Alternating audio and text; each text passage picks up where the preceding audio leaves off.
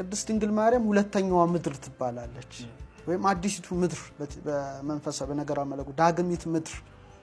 በጣም እኮ የሚገርም አገላለጽ ነው ሁለተኛይቱ ምድር ትባላለች አሁን የመጀመሪያዋ ምድር እናትና ሁለተኛዋን እናት ላነጻጽራል ወይም የመጀመሪያዋ እናት ምድርና ሁለተኛዋ እናት ሔዋን ሶስት ይሄን ማቅረብ በንጽጽር ጥሩ ይመስለኛል ጥሩ እሺ የመጀመሪያዋ እናት ምድር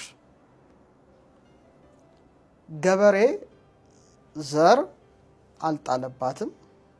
አላረሳትም አልቆፈራትም አልኮተኮታትም እውነት አሰት በመጽሐፍ ቅዱስ ስላልከኝ ነው ምድር ዘር የሚሰጥ ቡቃያን ታብቅል ባለ ጊዜ በቃሉ ብቻ አዝሬት አትክልት እጽዋት ተገኙ አሁን ለምሳሌ ዘር ለማግኘት ኦር ቡቃያን ለማግኘት አንድ ገበሬ ይመጣል መጀመሪያ መሬቱ ምን ያደርጋል ይቆፍራል ያርሳል ይኮተኩታል ዘር ይጥልበታል ከዛ በያዘር ይበቅላል ያድጋል ያበባል ያፈራል የመጀመሪያዋ ምድር ግን ይሄ አይደለችም ምድር ዘር የሚሰጥ ቡቃያን ታውጣ በቃል ብቻ ባለ ጊዜ አዝሬት አትክልት እጽዋት የገነት እጽዋቶች ሁሉ ተገኙ ነው እቺኛዋ ምድር የቅድስት ድንግል ማርያም ምሳሌ ሆና ተገልጻለች የማህፀኗ ማለት ነው ተመልከት ምድር እንዴት ክብርት እንደሆነች ያቺ በቃል ብቻ ዘር የሚሰጥ ቡቃያን ታብቅል ባለ ጊዜ መለምለም ማበብ ማፍራት እንደደረሰሽ ቅዱስ ገብርኤል መጥቶ ትጸንሻለሽ ወንድ ልጅም ተወልጃለሽ ባላት ጊዜ የወንድ ዘር ሳይወድቅባት ሩካቤ ብእስ የወንድ ግንኙነት ሳያገኛት ልክ እንደ መቆፈር እንደ መታረስ ይህ ሁሉ ነገር ለማዳንስ ሳያገኛት እውነተኛውን የሕይወት ፍሬ ኢየሱስ ክርስቶስን ወልዳለች ማለት ነው ስለዚህ የመጀመሪያዋ እናት ምድርና ሁለተኛዋ እናት ምድር ቅድስት ድንግል ማርያም ይሄ ማለት ነው ግንኙነቱ ማለት ይሄ በጣም ትልቅ ዲፕ የሆነ ጥልቅ የሆነ መንፈሳዊ ምስጢር ነው ሁለተኛ ቀጥሎ እቺው ምድር አዳም ደግሞ ስታስገኝ ታያታለ እግዚአብሔር ሰውን ከምድር አፈር አበጀው ይሌለ ስለዚህ ከታተመ ምድር ነው የተገኘው ከድንግል ምድር ቨርጂን ሶይል ነው የተገኘው ድንግል ምድር አሁን ማነው እሱ ስሙ አዳም ነው ምድሯም ምድር ናት አዳምም አዳም ነው ቀዳማዊው አዳም ሁለተኛ አዳም ደግሞ የተጠራ አለ ዳግማይ አዳም የተባለው ኢየሱስ ክርስቶስ ነው የመጀመሪያው አዳም ከታተመች ምድር እንደተገኘ ሁለተኛው አዳም ደግሞ ከታተመች ድንግል ተገኝቷል ነው ተመልከት ሁለተኛው ደግሞ የሚገርም ያቺ የመጀመሪያው አዳም የመጀመሪያው አዳም የተገኘባት ምድር ሌላ አዳም አላስገኘች በቃ አንድ አዳም ተገኘ አለቀ ቀዳሚው በቃ አለቀ ከዛ የተገኘ የለም ቅድስት ድንግል ማርያም ኢየሱስ ክርስቶስን ብቻ ያስገኘች ሁለተኛውን አዳም ድንግል ናት ያቺ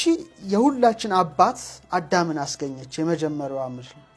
እቺ ደግሞ የሁላችን ጌታ ኢየሱስ ክርስቶስን አስገኘች እዚህ ምድር ናት ድንግል መሬት ተብሎ ሲጠራም እንግዲህ ከዛ ጋር ይሄ ነው በቃ ይሄ በጣም እኮ የሚገርም ነው ለምሳሌ በመንፈሳዊ ትምህርት ሰማይ ዙፋኔ ነው ምድር እግሬ መረገጫ ናት የሚለው ሲተረጎም ኦኬ እግዚአብሔር ምን ቦታ አለኝ አይነት ነው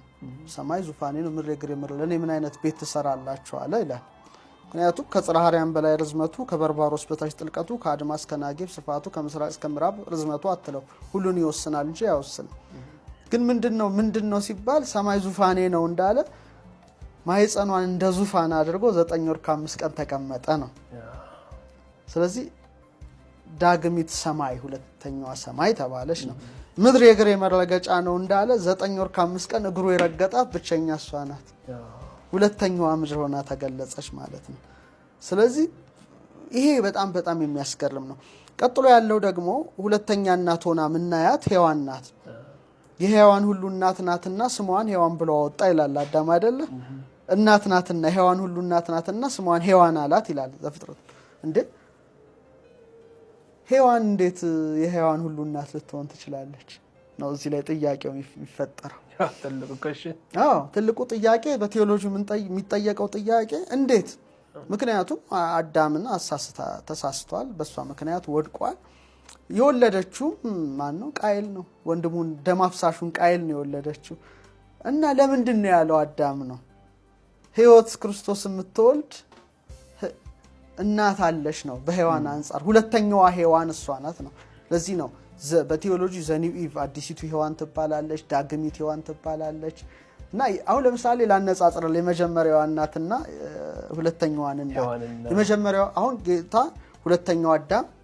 ቀዳማው አዳም ሁለተኛዋ ሔዋን እና የመጀመሪያዋ ሔዋን አሁን የመጀመሪያው ሔዋንን ልብ አድርገ ተመልከት በኤዶም ገነት ነበረች ምንም ኃጢያት ኮሽታ የሌለበት እናታችን ሔዋን ምንን ሰማች በጆሮዋ ሲባል አካለ ከሲን ማደሪያ ልሳነ ከሲን መናገር ያደረገው የባቡን የዲያብሎስን ድምጽ በጆሮዋ ሰምታለች መጀመሪያዋ ሰምታለች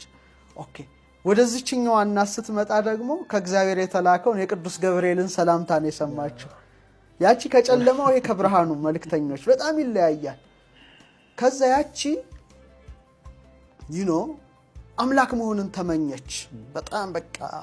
አለ አይደለ ሚስጥራት ማለት አዎ በቃ ተወኛለሽ እንደ አምላክ አይናችሁ ይገለጻል ሲሉ ተመኘች እቺኛዋ ግን የአምላክ እናት መሆኗ ሲነገራት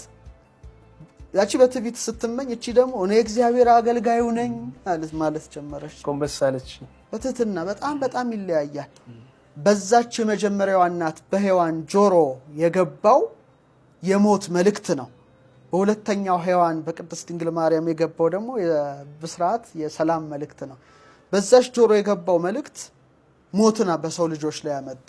በዚህኛው እናት የገባው የብስራት መልእክት ደግሞ ሕይወትን ሰላምን ለሰው ልጆች ያመጣ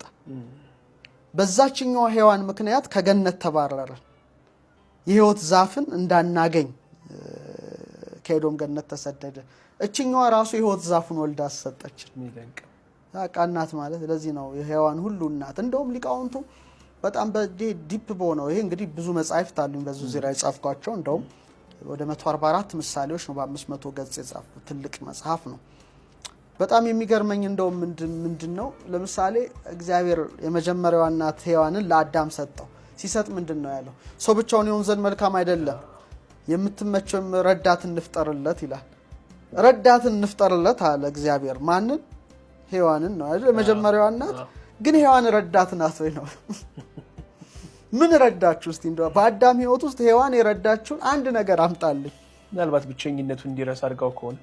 ብዙ ነገሮች አሉ የሚያያቸው እንትን አልባት ልጅ መውለድ ምኞት ሲመጣ ለማቀለል እንደውሱ ገነትም ደግሞ ምን ብዙ የሚበላ ችግር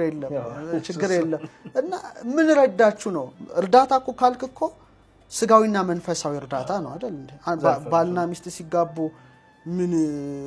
ለምግብ ከሆነ ተዳሩ ምን ቴካዌ አይገዛም በመንፈስም እንዲረዳዱ ነው አይደል እንዴ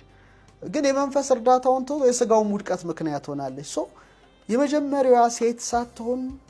እናት ሳትሆን ሁለተኛዋን እናት ነበር የሚጠቁመው ነው ምን ይላሉ ሊቃውን በግዕዝ ቋንቋ ረዳይተ ተሰመይ ቅድስት ድንግል ለአዳም ወለደቂቁ ሔዋንሸ ይረዳአቶ አላ ዳይሞ አሳሃተቶ ወሰባቱ ዓመትም ገነተ ተላው ጻአቶ ማርያም እሸ ረዳይተ ኮነቶ በደሞልደ ዘተሳይጠቶ ውስጥ ገነታ ባቶ ስጋውን ቆርሶ ደሙን አፍሶ ሁለተኛው አዳም ሰውን ሁሉ ወደ ቀደመ ርስቱ ስለመለሰ ረዳት ሆና ተገልጻለች ነው ስለዚህ ረዳትነቷ ለደቂቃ አዳም ሁሉ የሆነ እናት ናት ነው ስለዚህ እናትነትን ስናነሳ ቅድስት ድንግል ማርያም እናነሳለን በዚህ ደግሞ ለእናቶች መመኪያ ሆናለች ነው አንደኛ ተመልከት እስከ ቤተልሔም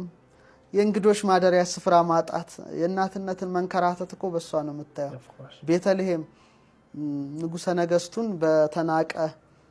በረት ውስጥ መውለድ ግን መውለድ ብቻ ሳይሆን ደግሞ የመላእክትን ዝማሬ መስማት በዛ ነው ልክ የሰባ ሰገልን እጅ መንሻና ስጦታ ማየት በጣም የተለየ ነውና ስትወልደውም ደግሞ አይተመ ድንግልናው አልተለወጠም ነው ይሄ ደግሞ ትልቅ ነገር ነው ስለዚህ ቅዱስ ኤፍሬም ምን ይላል እናት በመሆኗ ለእናቶች መመኪያ ናት ይላል ለሁሉም እናቶች በቃ ለሁሉም ሴቶች በሔዋን ምክንያት ሁሉም አቀርቅሮ ነበር በጣም ያሳዝነ በሔዋን ምክንያት ያልጎበጠች እናት የለችም መከራ ያልደረሰባት እናት የለችም እናቶች በቃ እኔ እናቶች ቀን የሚባል ቅድስት ድንግል ማርያም የተወለደችበት ቀን ነው ድንግል በመሆኗ ለደናግል መመኪያ ናት ይላል። ሁለቱን ነገር አስተባብሮ መገኘት። ለዚህ ነው ስዕሏ ሲሳል ከላይ ሰማያዊ መጎናጸፊያ ከውስጥ ቀይ ተደርጎ የሚሳለው። ለዛ ነው የእስራኤል ደናግል ቀይ ይለብሳሉ፣ ከላይ ሰማያዊ መጎናጸፊያ ይደርባሉ። እናቶች ደናግል ቀይ። ስለዚህ እናትነትን ለመወከል ሰማያዊ መጎናጸፊያ፣ ድንግልናን እንትን ለማለት ደግሞ ቀዩን መጎናጸፊያ። ስለዚህ ይሄ